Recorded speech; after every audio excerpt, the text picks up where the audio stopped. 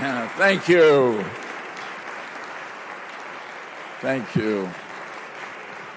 Well, thank you very much for that warm welcome. It's great to be back in this great room for this great cause, again at a meeting sponsored by the Organization of Iranian American Communities on behalf of a cause that could not be more consistent with American values, and that is to liberate the people of Iran from the tyranny that they have lived under too long. We can do it.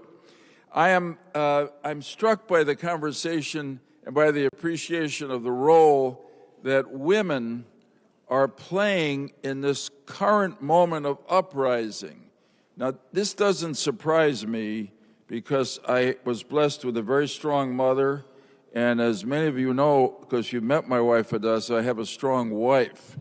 I used to say when I was in the Senate that while I might be the senator, I understood in our family that Hadassah was the commander-in-chief. And I'm sure all the men know what I'm talking about, and the women as well. Incidentally, it strikes me that there was a role model for this uprising in Iran today, led by women, and it was a unique uprising over a unique model over the years, and that was the leadership of Mrs. Mariam Rajavi, a woman, a towering figure of principle and effectiveness, who I think was a role model.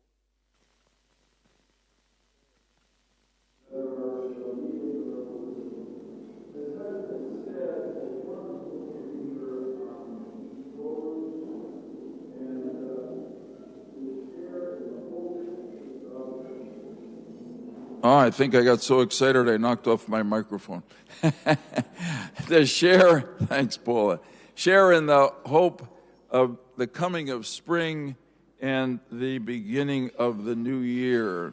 And I want to go back with you to last Nowruz when we were here in this room together, and we spoke of that same hope.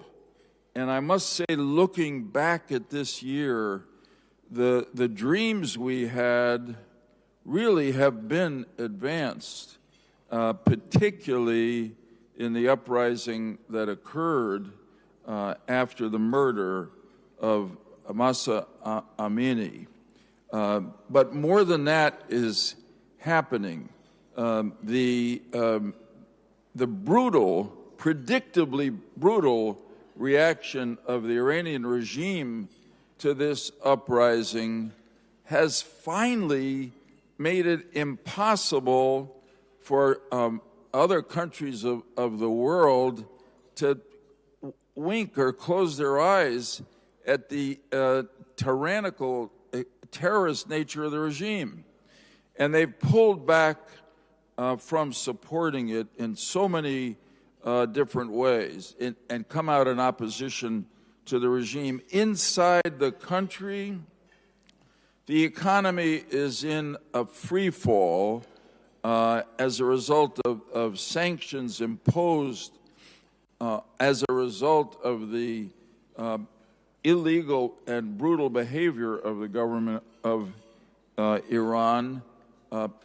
Food prices are high, and unfortunately the people of the country are suffering, but that increases their motivation to bring about a change. And I agree with what's been said by those who have preceded me, that I feel as we gather here today on this Nowruz, that we are closer than ever since the revolution that brought this extremist government to power in 1979 to seeing its end.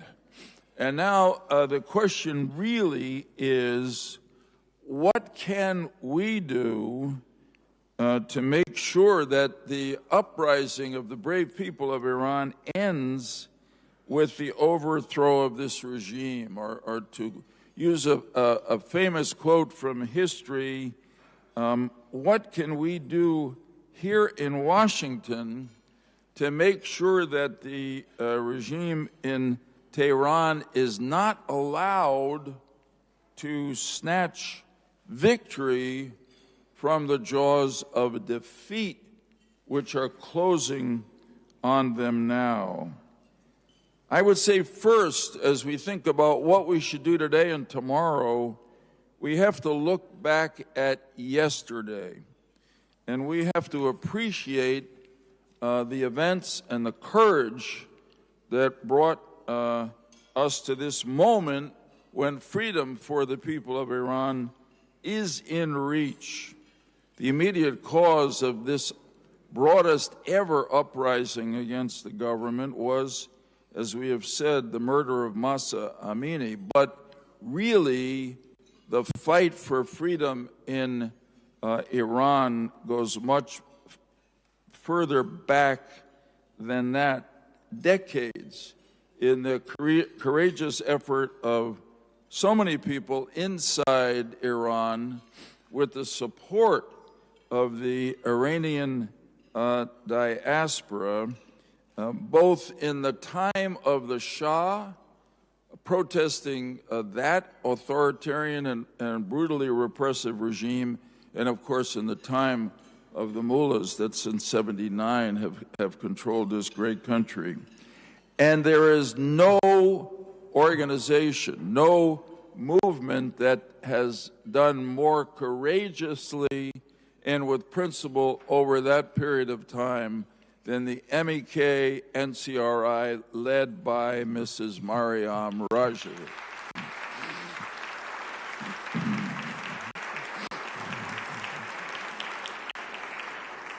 This is a movement that has had the courage to take on absolute power and not be afraid of it. And it's more than that. It's a movement that is based on a vision for the future. A secular, democratic, non-nuclear republic of Iran. If you read Mrs. Rajavi's 10-point plan, you think in part you're reading the Bill of Rights from the American Constitution. And I think it's important as we go forward to look back and say thank you to the MEK NCRI. Thank you for all your heroism, your persistence, your stamina, your resolve, and for the work that you have done to have a plan that gives us and the people of Iran the confidence that when the day comes, hopefully before next Nowruz, when this government falls, that there will not be chaos. There will be a smooth and inclusive transition to the next chapter of Iranian history, which will be free.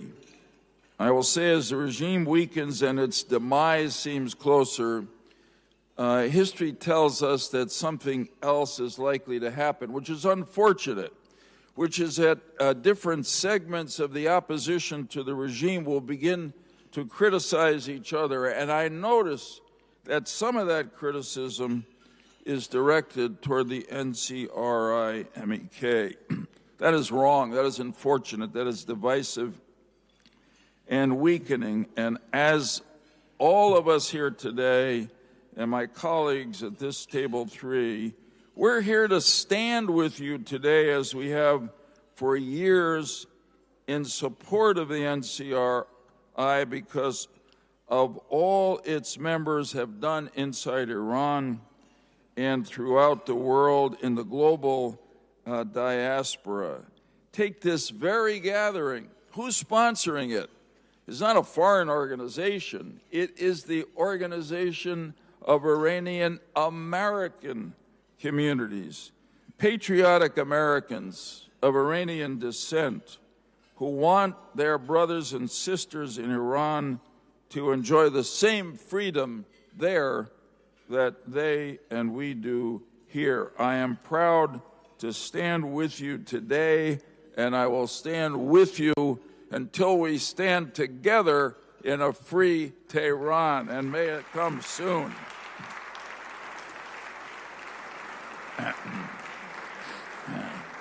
Now, I want to assure all of you from the Iranian-American communities that what you do has an effect. It has an effect on members of Congress. The most recent evidence is House Resolution number 100, expressing support for the Iranian people's desire for freedom.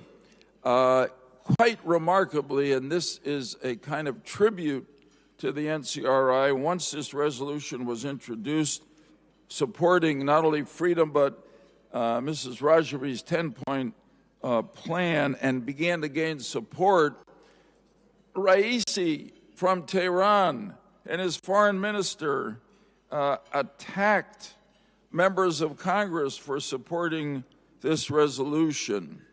Why do they do that?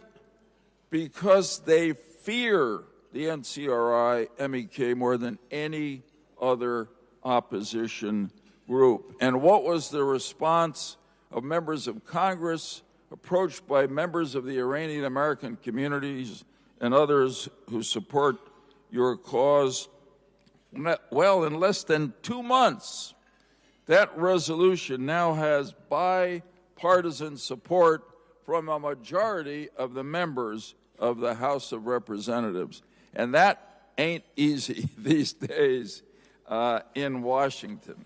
Now, I think we've also seen in the last year, since last Nowruz, a kind of a clarity that the fight for freedom in Iran is part of a larger battle that the U.S. is involved in against forces that resent our system of government and our power and respect in the world. Today, beginning yesterday, in the Gulf of Oman, Russia, China, and Iran are conducting joint naval exercises.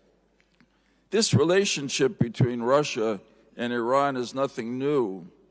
The Russians and Iranians have supported the brutal government of Assad in Syria that has resulted in the murder of more than 500,000 Syrians and the displacement of millions more. The Russians have been supporting Iran with weapons, and now the Iranians are supporting, as John said earlier, the Russians. So let us not deceive ourselves. This is a new axis of evil. Iran, Russia, and China. And when freedom returns to Tehran and Iran, it will be a body blow to these enemies of the United States of America. I want to say how struck I am that the support that you receive on the House resolution and also the senators that came today is bipartisan. And that's been the history of our policy toward Iran until the JCPOA of 2015, which broke that.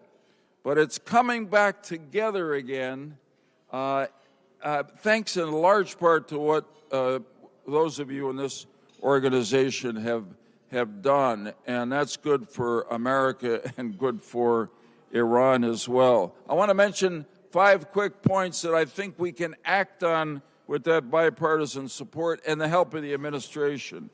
It's about time that the U.S. government declares that the JCPOA is dead. It's over.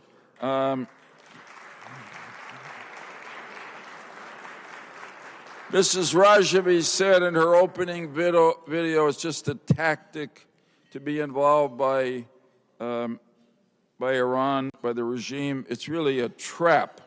If we finally walk away from those negotiations, we can invoke the so-called snapback sanctions under UN Security Council Resolution 2231 And that will restore the conventional arms embargo on Iran, as well as ensuring restrictions on their missile program.